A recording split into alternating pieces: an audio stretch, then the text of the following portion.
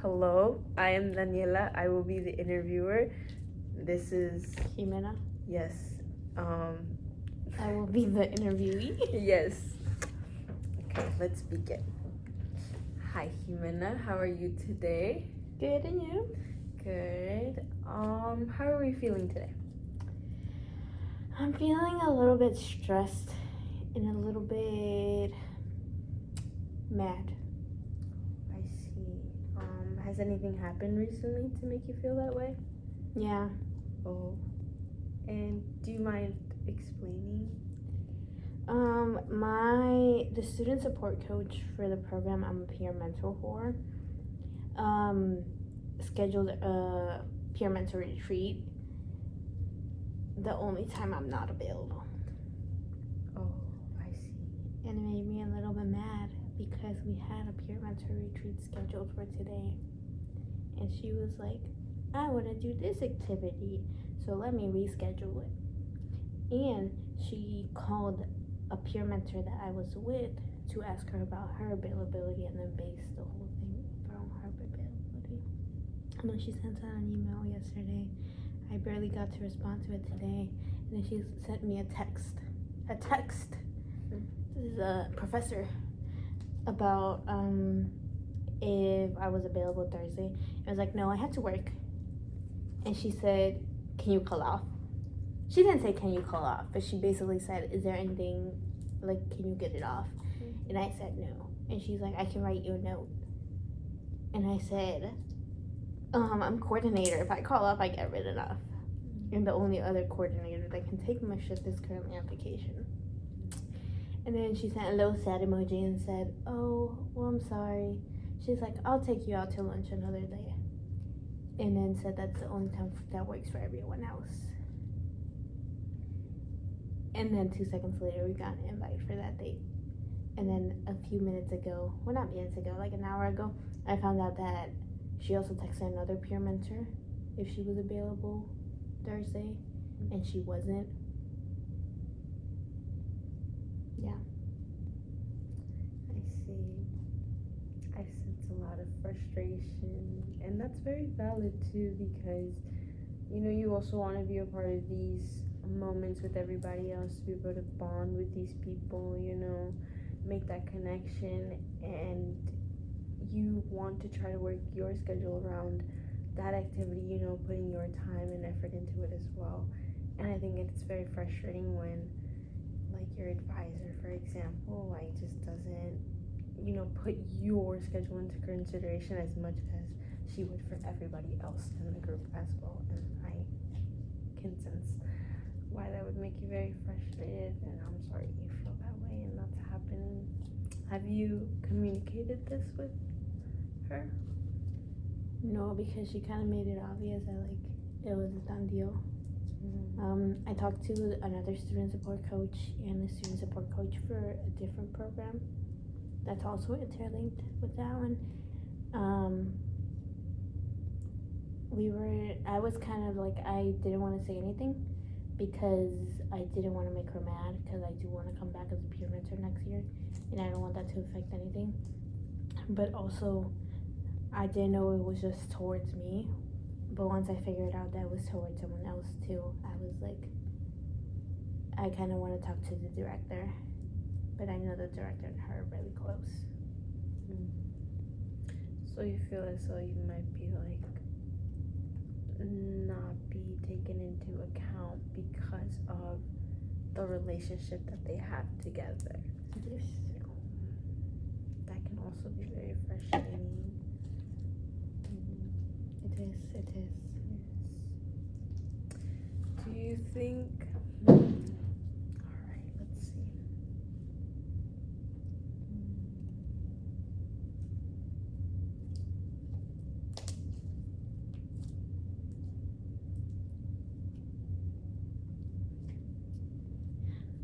I don't know, I'm just mad.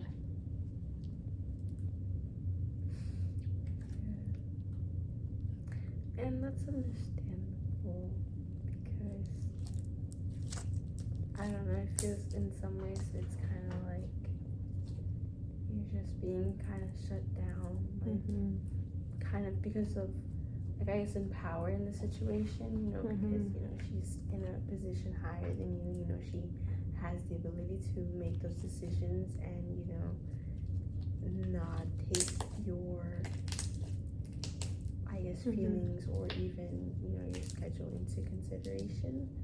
And it's at times like these where it's like, well, what do we do? So, do you think it's something that you feel strongly that you need to go up to the director? I know you said that you didn't want to sacrifice your, like, relationship even with her. I know it can be frustrating, but, like, going into next year, how you still want to be a mentor, do you think that would greatly affect your relationship as well? Or, like, even your chance? I think I'm just scared it is going to affect it. Like, I really hope it doesn't. But if it does affect it, then I think I'm more scared of that. It's also, I don't know if I'm being biased because of some of the comments she's already made that kind of have, like, thrown me off. Can you elaborate more on those comments that she's made? When we were doing, like, the bridge program, there was a situation where one of the mentees asked me if I could have a one-on-one with her. And she was not my mentee, she was another peer mentor's mentee. And I had the meeting with the mentee, but I let the mentor know, and she was fine with it. And once I went to go have that meeting with the mentee let me know that mentee felt like their peer mentor was not paying attention to them and was not really trying to talk to them or, like, have communications with them. And I went to the student support coach and the director, and I told them about this. And the student support coach, she made a comment saying that about something about, like, Hispanic against Black racism. The peer mentor's Black. In that moment, it, like, flew through my mind, and I was like, what are you talking about? For a second, I thought that she forgot the mentee was white, and I'm like, maybe she thinks the mentee is Hispanic, and that's why she's saying it. And I had another peer mentor with me, and later I talked to that peer mentor, and the peer mentor was like, oh yeah, I mentally clocked out after she said that comment. And I was like, well, why? And she's like, she was referring to us, like, she was calling us racist. So I felt like she invalidated everything that I was saying and everything the mentee was saying because the mentor was Black. Even those actually valid concerns are now affecting us as a team, like, not just not just that mentee has come up and now that mentor isn't participating and isn't filling out required stuff for the mentees. And when my dad was going through his process with immigration, I had a meeting with her beforehand, and she asked me if I was stressed, and she was asking me about stuff, and I told her that something that was causing me stress was my dad had to go to Mexico, and she was born in Canada, so she had to go through the process because she overstayed her student visa.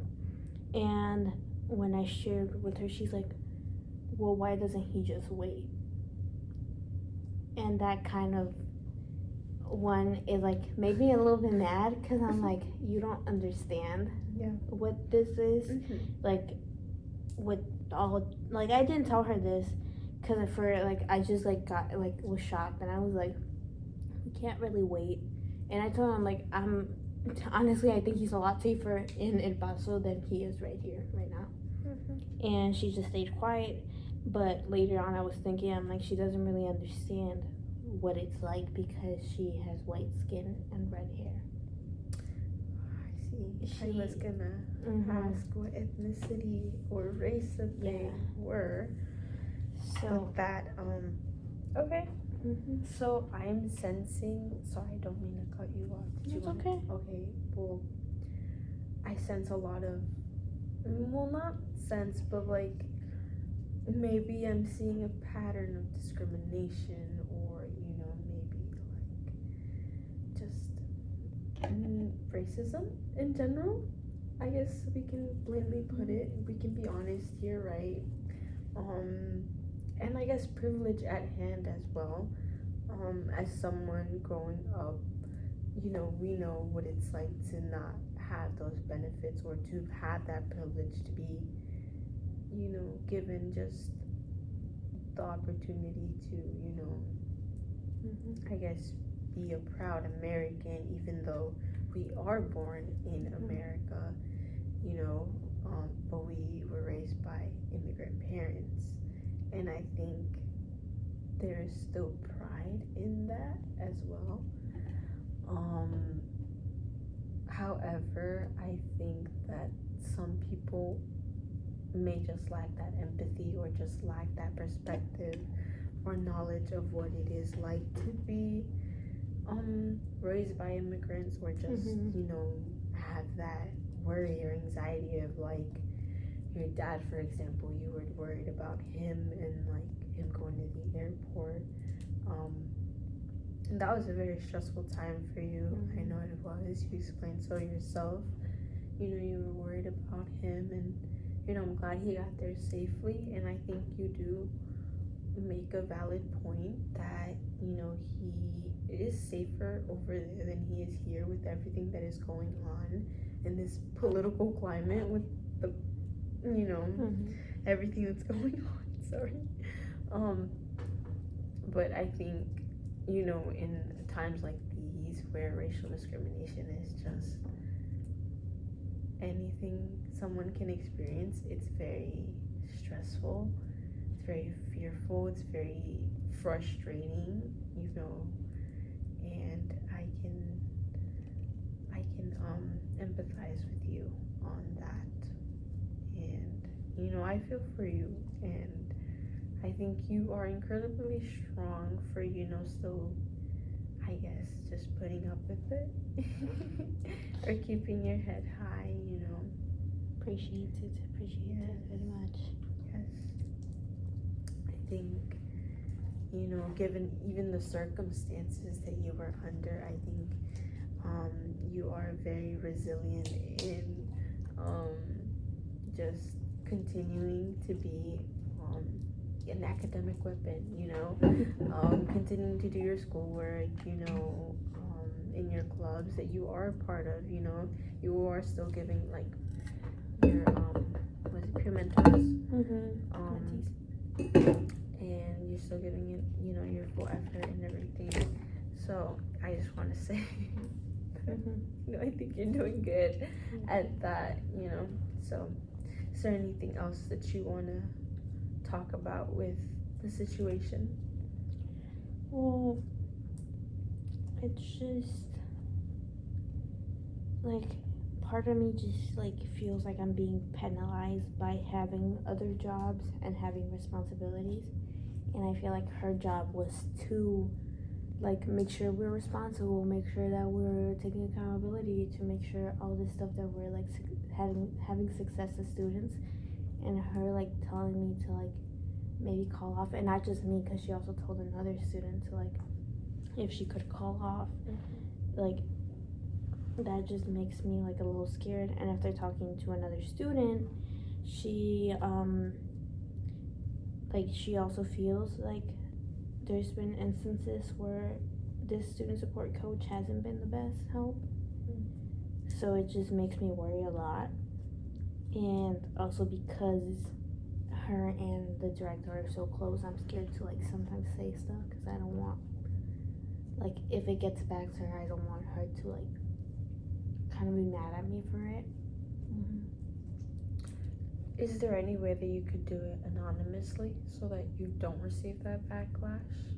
Maybe send in a note, just put it maybe in her mailbox. I think if I were to do that, it wouldn't be taken seriously. Because there's been instances where another peer mentor has talked to the director about certain stuff, and the director thought we were just being biased, or that we were just like, we didn't like that person and that's why we were saying something. And like, I was told that like, oh, to speak out about it by the other student support coach that didn't do anything wrong, but it just, I don't know. Like, part of me wants to, just in case she keeps doing it, and part of me wants, like, I didn't want to before, but now that I found out that she's also said it to a different student, it makes me a little bit more scared, because I'm like, I don't want her biasing people, and I don't want her, like, excluding people because they have other jobs or they have other applications, and I feel like it's just not fair. And I don't know if there's any change that can be done, because I don't know if they want to push it back, but I kind of want the director to know like what we're feeling and how we're feeling like excluded. Okay. So I feel like this would probably be a good time to brainstorm kind of what that could look like. Mm-hmm. You think? Yeah. Mm-hmm. So I suggested writing a note, but you also explained how that wouldn't be effective. Mm-hmm. So can you maybe like think of ways that you think can be effective in that? So it's like bringing more people's opinions into this a good idea or a bad idea? I think it would be a good idea, but I don't know if. So I know the other mentee. I don't think she wants to like say anything because she's very quiet. She's very quiet, and I don't think like.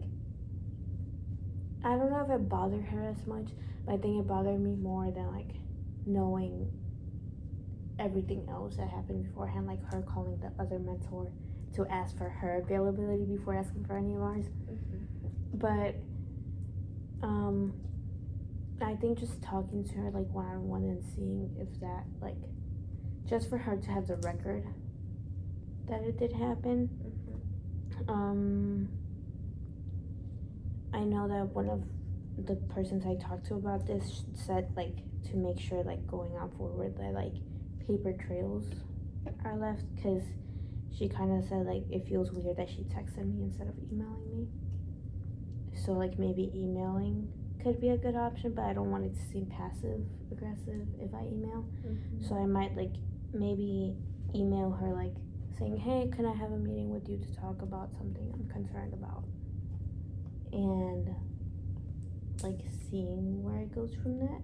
And like if I do have a meeting with her, just like telling her like I feel like it's supposed to be team bonding and it's excluding two mentors, and tell her like how I felt like she kind of penalized me for having other responsibilities and didn't understand or didn't try to work with me or my schedule.